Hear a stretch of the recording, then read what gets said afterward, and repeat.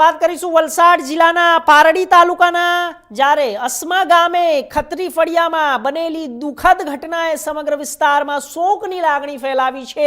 20 વર્ષની સંજનાબેન મનુભાઈ નાયકના નામની યુવતીએ પોતાના પ્રેમી અને મંગેતર જીગર ભરત પટેલના નિધનનો આઘાત સહન ન કરી આત્મહત્યા કરી લીધી।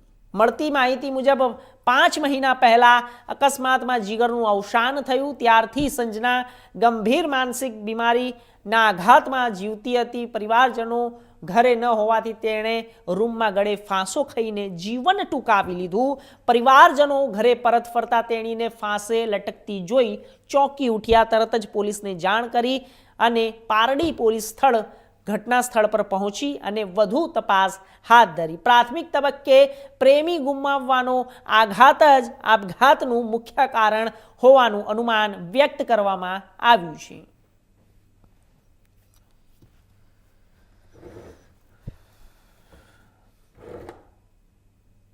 નવસારીમાં દિવાળીના